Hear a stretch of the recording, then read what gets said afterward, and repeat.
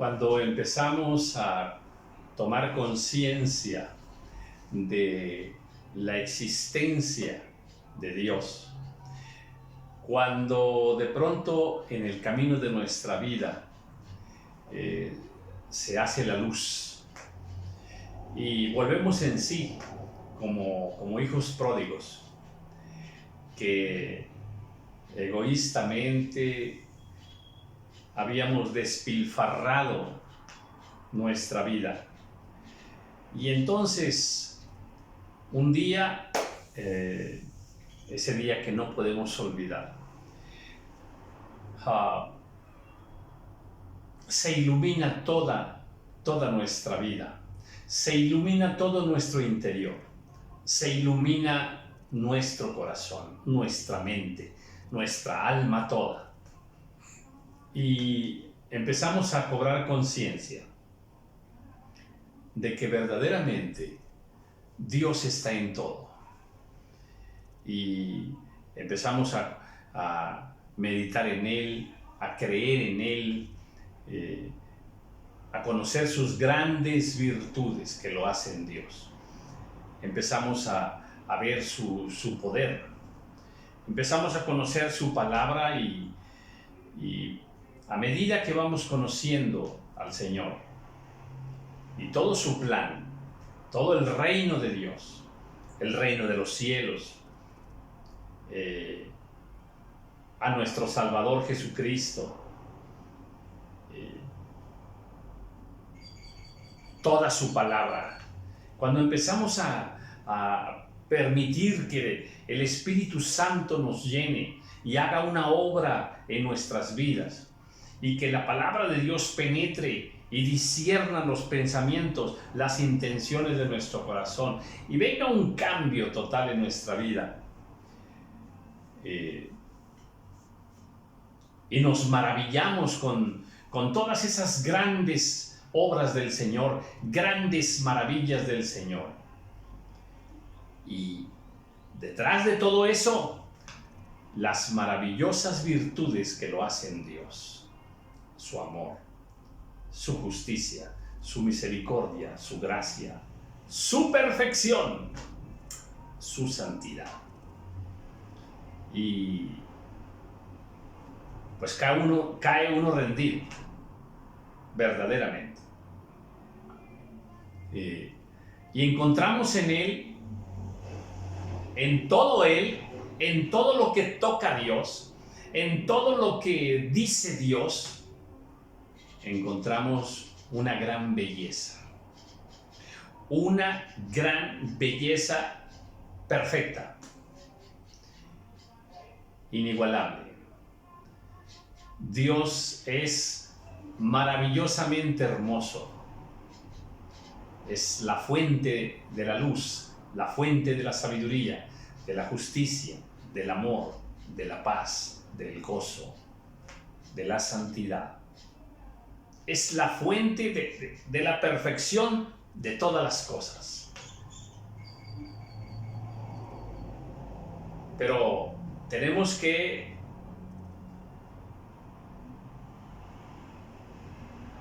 entenderlo, conocerlo, conforme a su palabra, que es la única manera de conocer a Dios. No existe otra forma. Solo a través de su palabra. El día de hoy tuve un diálogo con un joven que es muy reticente para con el Señor, para con la palabra de Dios. Y le gusta estar por allí contraponiéndose contra Dios, contra su palabra. Y hablaba él de una lógica, que había cosas en la palabra de Dios que no eran lógicas y que por tanto había errores en la Biblia.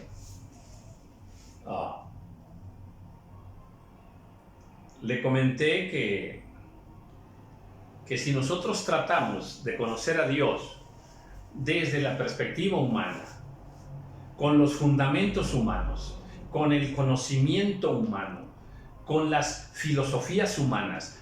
Si así queremos conocer a Dios, es imposible. Es imposible. Dios no es igual a nosotros y no piensa como nosotros. Y hablábamos de esa lógica que él usaba. Hay una lógica humana basada en lo terrenal, basada en este mundo natural, pero esa no es la lógica de Dios. Hablemos, por ejemplo, del tiempo, así rápido. Nosotros tenemos cierto concepto del tiempo, lo tenemos encapsulado, determinado, de acuerdo a años, siglos, minutos, segundos, horas. Así lo tenemos nosotros determinado, pero así no funciona el tiempo en Dios. Dios tiene otro concepto del tiempo. Y si hablamos del amor igualmente, y del tema que queramos hablar, Dios piensa muy diferente de la vida y de la muerte, como nosotros pensamos, del dinero, de las cosas materiales. Y le decía yo a este joven, si tú tratas de comprender a Dios por medio de la lógica humana, jamás lo vas a conocer. Hay que acercarse a Dios, conocer a Dios, pero a través de esa lógica, pero la lógica divina, la lógica de Dios, no la nuestra. Y esto aplica a todos los sentidos en los que querramos conocer a Dios. Entonces, bueno, uno de los rasgos que encontramos en Dios que te impactan es la maravillosa belleza que hay en Dios.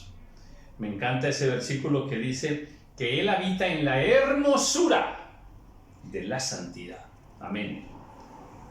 La santidad lo hace bello. El ser justo, perfectamente justo, lo hace hermosísimo.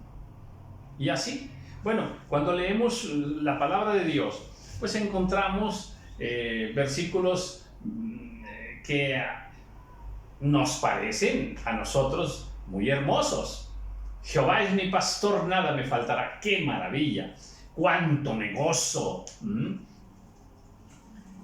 ¡Cuánto me gozo con ese versículo! Y muchos más que cuando uno los lee son muy bellos. Son muy bellos. Pero toda la palabra es bella. Pero ¿cómo encontrar belleza en el Apocalipsis? ¿Cómo encontrar belleza en las palabras de profecía y profecía de juicio, de castigo, de condenación, de ira de Dios? ¿Cómo encontrar belleza en esos versículos? Bueno, aunque a ti y a mí muchos de estos versículos no nos parezcan bellos, sí son hermosos. Son perfectos, perfectos en justicia. Son perfectos cumpliendo ese plan perfecto de Dios que se cumple en el tiempo señalado de parte del Señor. Y comento esto porque pues estoy en Isaías. Déjame ver si me recuerdo. Sí, vimos el capítulo 15 y 16 en el video anterior. Y bueno, ¿hay belleza en estas profecías? Sí, amén. Hay belleza. En primer lugar, porque es palabra de Dios, palabra viva de Dios. Hay belleza porque nos describe un plan perfecto, y cuando estas profecías fueron dadas y se cumplen, nos da una seguridad impresionante de que Dios nos ha hablado la verdad. En la verdad hay belleza. Aún en la ira de Dios hay belleza. ¿Por qué? Porque Dios castiga la maldad. Fíjate qué hermoso. Dios castiga la maldad. Le va a dar su merecido a cada quien. Y donde Él quiera aplicar misericordia, aplicará misericordia. Hay una gran belleza en toda la palabra del Señor. Bienvenidos al capítulo 17 del libro de Isaías. Voy a continuar. Profecía sobre Damasco. Sobre Damasco. He aquí que Damasco dejará de ser ciudad y será montón de ruinas. Ay, Dios mío. Ay, Dios mío.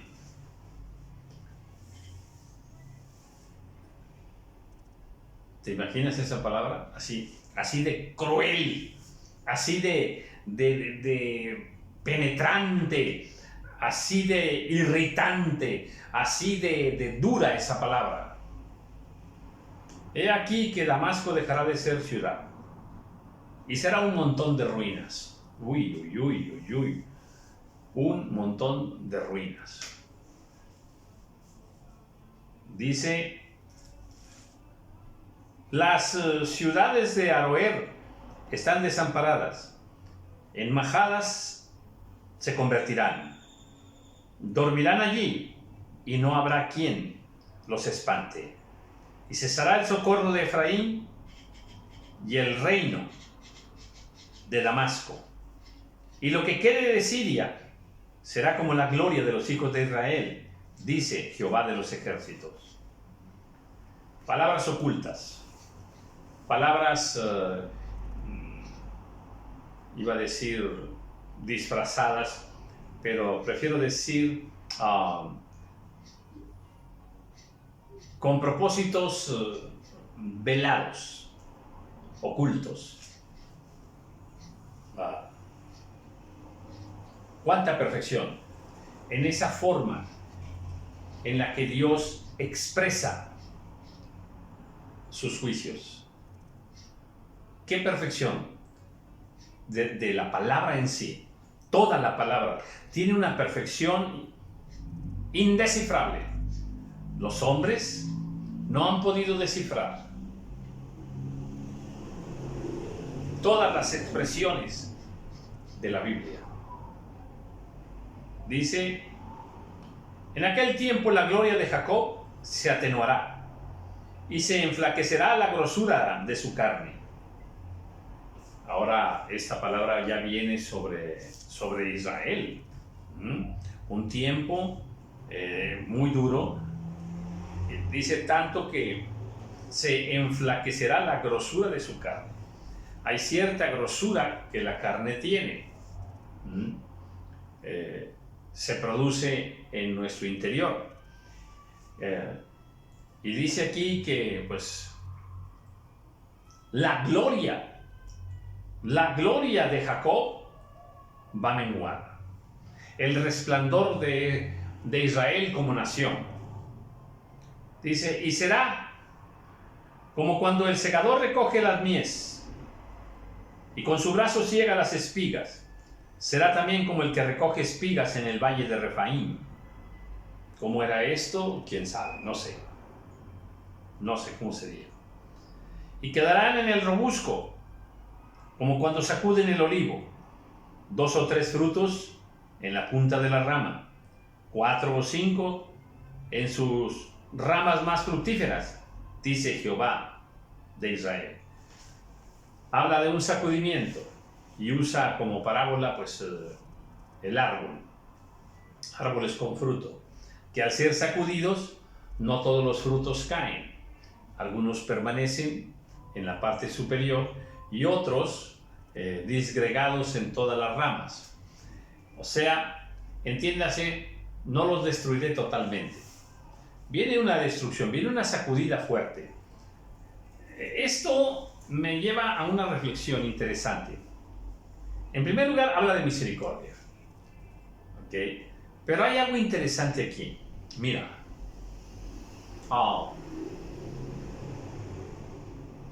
El árbol tiene muchos frutos. ¿Ok? Y de pronto es sacudido el árbol. Y algunos frutos caen.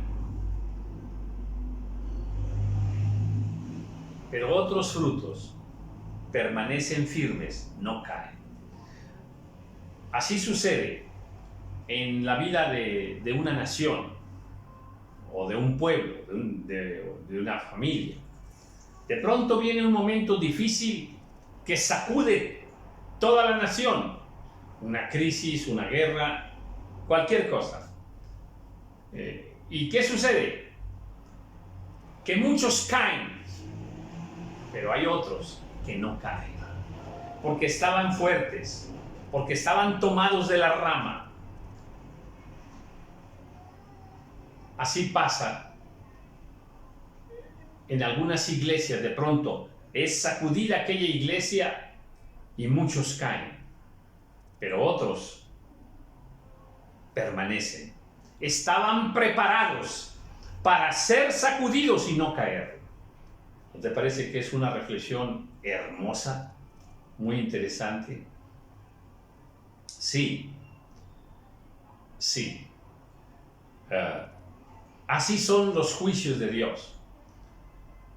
Aquellos que estaban firmes, que estaban tomando la savia, en este caso del árbol, aquellos que velaban y oraban, aquellos que cuidaron su relación con Dios, para ellos no será la sacudida. Estarán en el árbol donde está siendo sacudido. Es como cuando Dios envió las plagas en Egipto. ¿Quién estaba siendo castigado? Todo Egipto. Pero allí vivía el pueblo de Israel. Estaban viniendo las plagas tremendamente, pero no dañaban a Israel. Así sucede cuando en alguna nación viene un tiempo de guerra, una crisis económica, algún tiempo de sequía o de enfermedad. Los que no estén preparados caerán. Pero muchos pueden permanecer si le creen a Dios, si confían en Dios. Creo que esta es una analogía interesante de la que podemos aprender. Versículo 7. En aquel día mirará el hombre a su hacedor, y sus ojos contemplarán al Santo de Israel. Amén. Este versículo es como para acostarse hoy en la noche repitiéndolo. Es un versículo que nos inyecta vida, nos inyecta amor por el Señor, confianza en su palabra. En aquel día mirará el hombre a su hacedor, y sus ojos contemplarán al Santo de Israel. Qué hermoso poder contemplar al Señor, poder contemplar a nuestro Dios en la medida y a la manera que Él quiera que lo contemplemos. Puede ser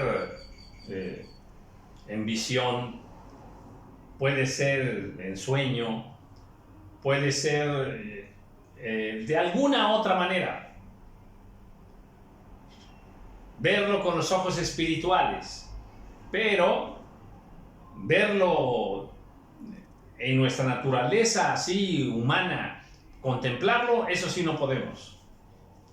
Moriríamos al instante. Pero contemplar a Dios, no puede haber nada semejante a eso. No puede haber nada que supere a el poder contemplar a Dios. Dice, y no mirará a los altares que hicieron sus manos, ni mirará a lo que hicieron sus dedos, ni a los símbolos de acera, ni a las imágenes del sol. En aquel día, sus ciudades fortificadas serán como los frutos que quedan en los renuevos y en las ramas, las cuales fueron dejados a causa de los hijos de Israel, y habrá desolación. Hay muchos ídolos que, como hijos de Dios, podemos tener. Son nuestras imágenes de acera. Son nuestros ídolos que hicimos con nuestras propias manos, con nuestros dedos. Dejemos de mirar a esos ídolos. Porque si no dejamos de mirar a esos ídolos, podremos sufrir una devastación en el tiempo de Dios.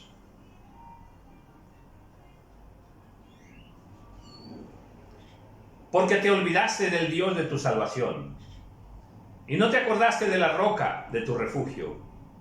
Por tanto, sembrarás plantas hermosas y plantarás sarmiento extraño. O sea, permitiré que seas esclavo. ¿Por qué? Dice, porque te olvidaste del Dios de tu salvación. Es que olvidarse del Dios de nuestra salvación, ya no hay más, ya no hay más. Y no te acordaste de la roca de tu refugio. Qué hermoso es recordar estos dos conceptos. Lo que es Dios para nosotros. Dios es nuestro Salvador. Dios es nuestra roca, nuestro refugio. Amén. Amén. Hay que refugiarse en Dios. Es hermoso verdaderamente. De hecho aquí dice, ¿verdad? Dice,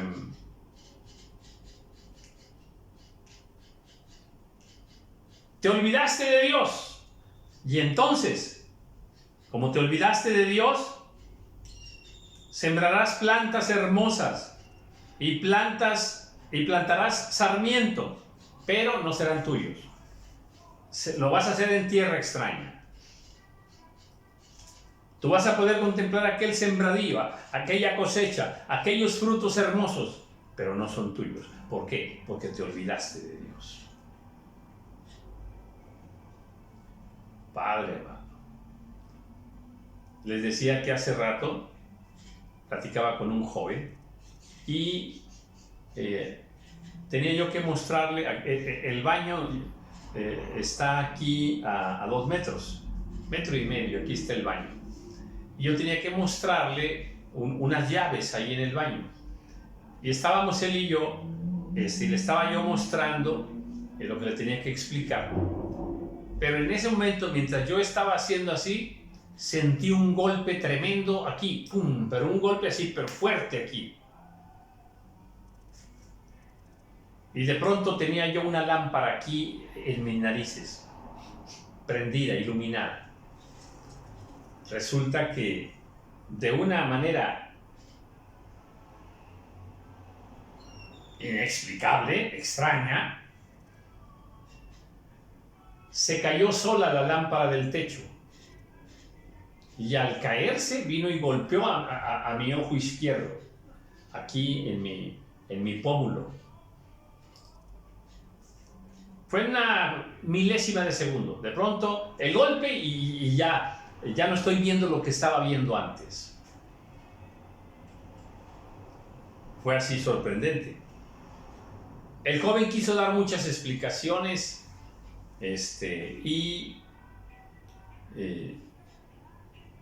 explicaciones de por qué yo estaba bien. Y le dije, no te engañes. Dios me guardó. Mi Dios, o sea, mi Salvador, o sea, mi roca. Amén. Yo tengo una roca, un refugio fuerte. Gloria sea su nombre. Amén. Alabo a mi Señor. No te olvides de tu Dios. En todo momento. En el día a día. No te olvides de tu Dios. Confiésalo como tu Salvador. Confiésalo como tu roca fuerte. Tu refugio. Amén. Oh. El joven insistía en dar sus argumentos. Le dije, no, acabas de ser testigo de un milagro. De un milagro. Dios guardó mis ojos. Dios guardó mi cabeza. Dios me guardó. Dios me guardó. Amén. No trates de confundirme. Quizá tú no lo entiendas, pero acabas de ser testigo de un milagro. Dios me guardó. Amén. Él es mi roca. Dice, el día que las plantes, las harás crecer y harás que su simiente brote de mañana. Pero la cosecha será arrebatada en el día de la angustia y del dolor desesperado. Aunque llegues a cultivar también lo tuyo, y lo cultives y produzca por la fidelidad de Dios, produce, hay grandes frutos, sí, pero no estás caminando con Dios.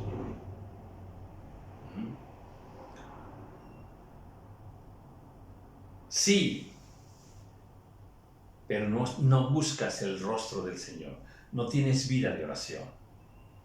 Sí, haces muchas cosas en tu trabajo, en tus negocios, en tus asuntos todos. Haces muchas cosas, sí, pero no estás buscando vivir la palabra de Dios. Ahí donde andas, caminar bajo los principios de Dios. O sea, te olvidas de Dios. Vas a la iglesia y te acuerdas de Dios. Tienes un problemón y te acuerdas de Dios. Pero cuando todo va bien, te olvidas de Dios. Cuando tienes suficiente techo, vestido, alimento, recursos económicos, te olvidas de Dios.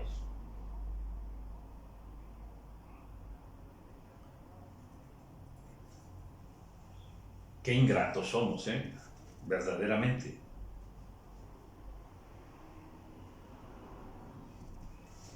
Y dice el Señor, a lo mejor te va a ir bien en tus negocios, a lo mejor vas a sembrar y aquello te va a producir, sí, pero no lo vas a disfrutar. Mira lo que dice. Dice,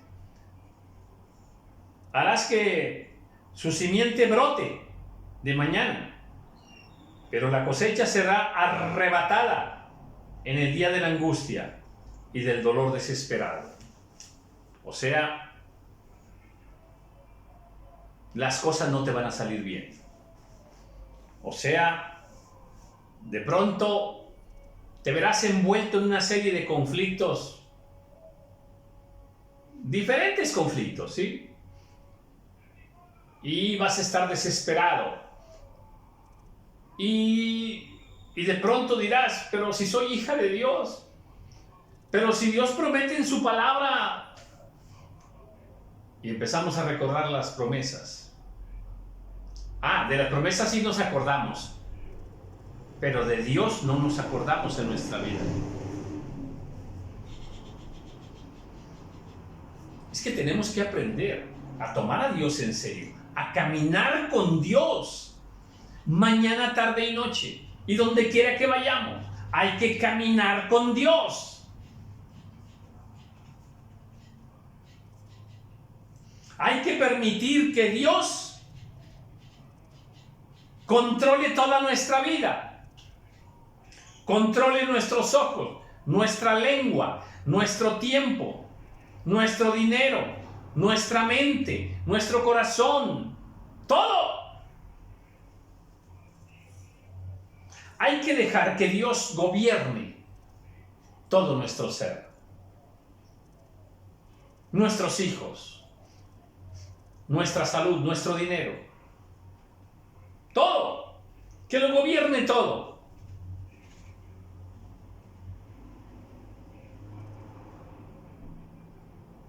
Hay cristianos tibios.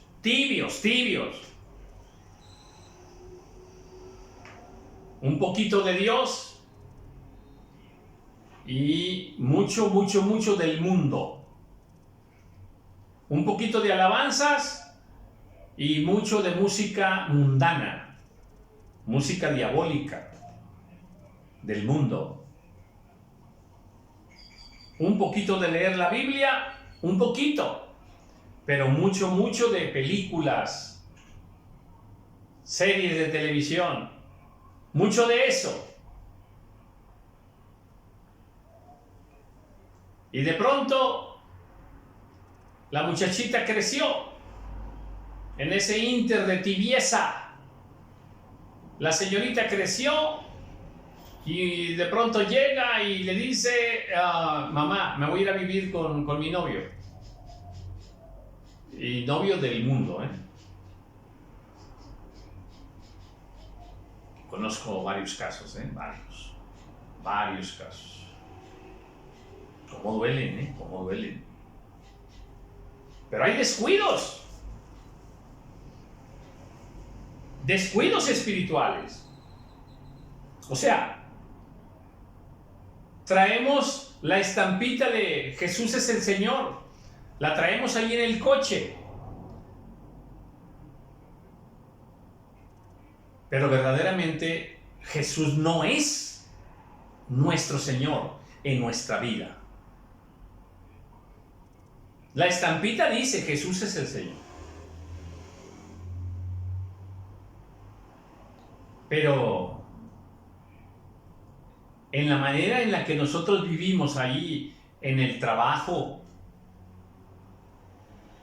en la manera en que nos comportamos con nuestra esposa, esposo, con nuestros hijos, con nuestros familiares,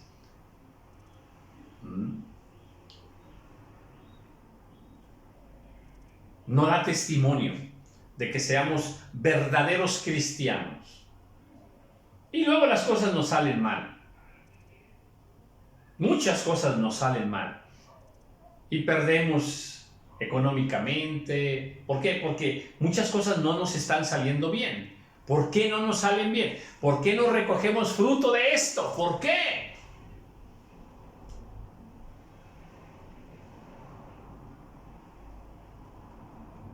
Porque no hemos dejado que Dios gobierne toda nuestra vida.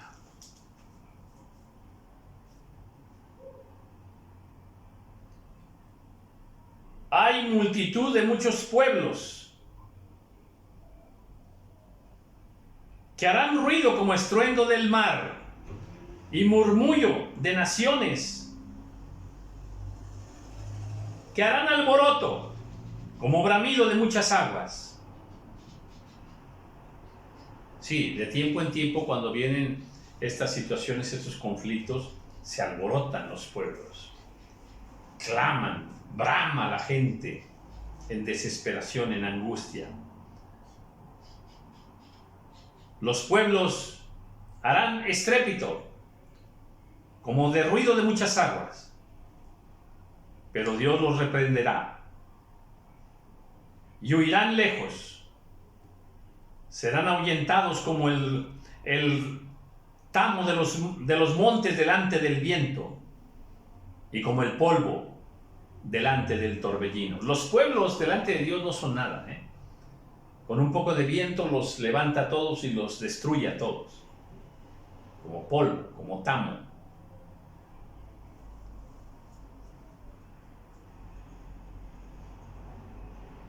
Estrépito, como ruido de muchas aguas. Déjame espiritualizarte esta frase.